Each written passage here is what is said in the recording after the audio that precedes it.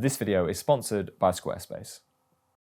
Street photography is not easy, and let's not pretend that the masters of this genre got there in 5 simple steps. They obviously spent a huge chunk of their lives out there doing the do, not pondering this simple question of how do we make things easier. So therefore, I think the idea is to get better, not wish that things were easier. However, with most things in life that require progression, I like to break down those steps of improvement so they are a little bit more approachable. And especially if you're new to street photography watching this, hopefully these 5 simple ideas could set you off in the right direction. The goal here is to enter flow state. Because when you're in flow, I feel like you're at your most focused, you're zoned in, and that's when I believe we get the better results. And from personal experience, being in flow means that you're way more observant, way more attentive and present. And when you notice those little details and when a moment presents itself, all you need to do is press the shutter button. But also being in flow might be the most enjoyable state of mind to be in while doing street photography. Yes, we might be more observant and pick up on more details and be zoned in, but actually enjoying ourselves is pretty important as well. So yeah, being in flow seems to be the ideal state of mind when out there trying to document the world. So I think this is an important one to kick off with, and next time you go out, don't look at the photos afterwards. Try and go 2 or 3 days, maybe 3 or 4 weeks without looking at your photographs.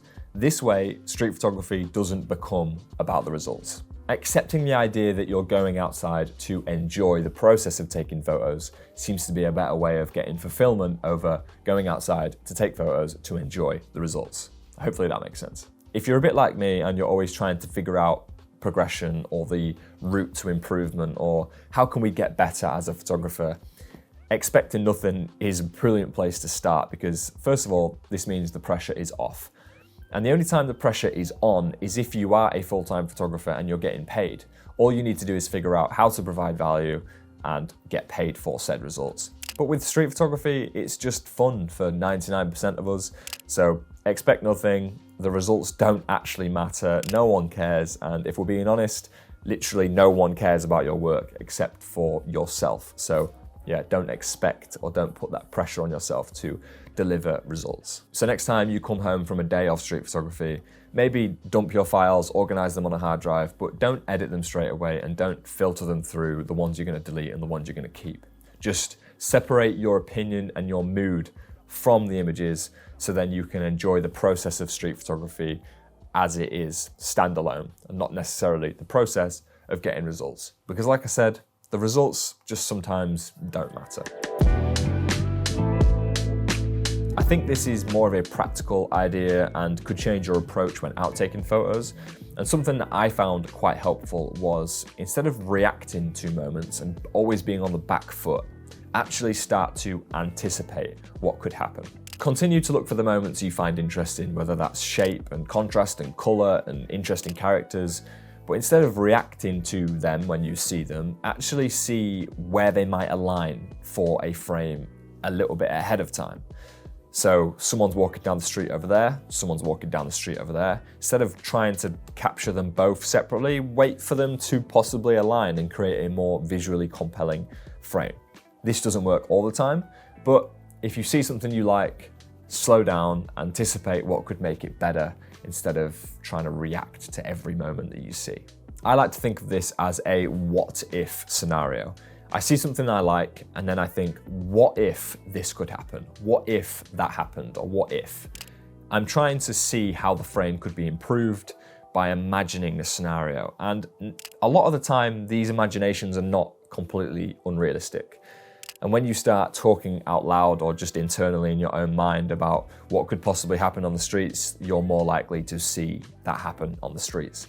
I don't want this to turn into some kind of manifestation or some, spiritual idea here. It's a simple concept of waiting for things to align to make the frame better instead of just accepting what it is that you see first of all and then reacting to it immediately. This is a proactive approach, not a reactive one. This idea is quite straightforward, and I'm sure you've heard this before. A lot of photographers, and including myself, used to think that shooting in manual was the absolute best, and you have to shoot in manual if you're a pro photographer. No one uses automatic settings. That is a big fat lie. I've been using aperture priority for the last 2 years and it almost never fails me. Sometimes you have to flip the camera into manual and change the settings a little bit, but 99% of the time using automatic settings is completely fine for what we're trying to achieve with street photography. So set your camera settings early on in the day. If we're using aperture priority, let me just give you a quick example. Shutter speed minimum of 1/500th of a second, auto ISO, and change your aperture depending on the kind of frame you want. I normally go to f8, 500th of a second and auto ISO, maybe f8, 1,000th of a second auto ISO, and we're good to go for almost every situation in street photography. I'm now spending less time looking down at my camera, fiddling, and more time looking out and observing the world, which is the point of street photography. I don't think this requires much explanation. You want to just focus less on the technical parts and more on the real life things happening in front of you. People get caught up in camera settings and camera gear and camera lenses, and it does matter to a certain extent, but if you're training your eye, you're quite new to street photography, you don't want to be worrying about stuff like that. You want to set your camera and forget about it, and then enjoy street photography for what it is, and that is observing real life moments in front of you, not worrying about the camera gear in your hands. Before we carry on with this video, I'd like to just share with you today's sponsor, and that is Squarespace. I've been using Squarespace long before they even became sponsors of this channel, and if you're a photographer who wants to take your business to the next level, I cannot recommend them enough. I use Squarespace to host my portfolio of photography, but also sell digital products, write blogs, and even a newsletter. Last month, I also launched my first street photography book as a physical product, and that was all done through Squarespace, and it was very straightforward to set up. So why not at least start a free trial and see what you think? After that, when you're ready to launch, go to squarespace.com/Mike Chudley to save 10% off your first purchase of a website or domain. All right, that's Squarespace. Thank you for the support. Let's get back to the video. Whether this is by using a new camera, a new lens, being with different people, or going to a new location, I think activating novelty could have a positive effect on your photography. There's a book called The Rise of Superman by Steven Kotler, and the book talks about the very best extreme sports people and how they operate. And the reason they can do what they do at such a high level is a lot of the time because they find themselves in flow state. And then Steven goes on to bring it back down to earth and explains how we could do that with our daily life. By going to a new coffee shop, that might spark novelty for us to be a little bit more productive. Well, I've definitely found this when we're working. So if you worked at the same coffee shop every single day, there's no novelty there. You might be less productive than if you found yourself in a new location with new people. You might have new ideas, and that just sparks creativity in general. So how do we do this with street photography? Maybe do something completely different than what you normally do. I know this isn't practical, we can't go to new locations every single day, but maybe just turn the viewfinder off and only use the screen, or the other way around, turn the screen off and only use the viewfinder. Maybe restrict yourself to a certain focal length. Just do something that you've not done in a very long time, just to spark that novelty, and hopefully that sparks some creativity as well. I think it's a simple idea of don't go outside and get frustrated and bored at your photography if you're not actually changing anything about the approach.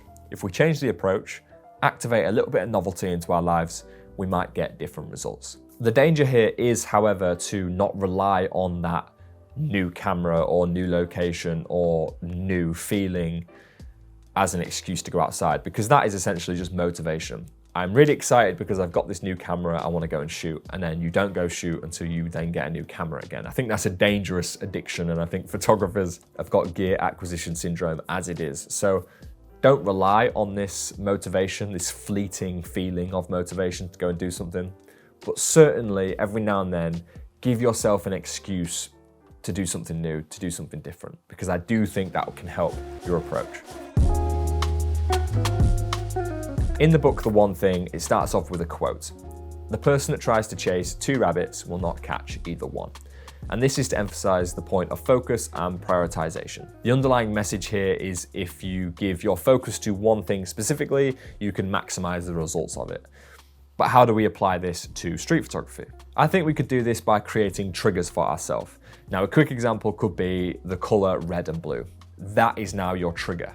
Now, when you go outside, you might now notice combinations of red and blue that you've never noticed before. I like the idea that when you're looking for everything, it makes it difficult to see anything. But when you're just focused on the color red and blue, you might consider moments and details that you never even thought about before. I certainly have a bunch of these triggers in the back of my mind all the time, and I might not narrow it down to one or two things specifically anymore, but it feels like I have a catalogue of potential ideas in my mind. So when I'm out on the street, the colour red, I will probably notice without even realising it. People's gestures, matching outfits, expressions, these are all things that I lean towards without realising it, just because they've become natural triggers, and previously they've ended up being okay photographs, so then I'm more inclined to notice it in the future. So if you don't have any triggers and you just go out there and try and take photos of everything, I don't know if you're going to capture anything, but like the quote said, if we try and chase two rabbits, we probably won't catch either. So just create yourself one trigger, maybe one or two triggers, and just see how that changes your approach, because you might find yourself more focused and attentive to things that you otherwise wouldn't have considered. I just want to say a massive thank you for all the support on the release of my new book, Learning to See. It's my first venture into the physical world of street photography, and having my photos in a book is an amazing feeling. It's taken a while to do, but I couldn't be more grateful and thankful to those that have shown their support. And this week, at the time of filming this video, most of the books and all the pre-orders have been delivered to people, and I'm seeing everyone post it on Instagram and sharing their opinions and thoughts, and it's just wonderful to see my work in a book out there on people's coffee tables and on people's bookshelves. So I am eternally thankful for those that ordered a copy. And if you're interested in getting a copy yourself, I think we have 30 copies at the time of filming this, like 32 copies left, so I'll leave a link in the description on my website, mikechudley.com. So thank you so much for watching this video. I hope these ideas have helped you make street photography a little bit more approachable and somewhat easier, even though street photography is not easy. There's no easy way of doing it, but hopefully these ideas have helped anyway. So I'll see you guys next week. Thank you for watching. Road to 100K, we're nearly there. 95,000 or something at this point. So yeah, thank you, and I'll see you guys next week. Peace.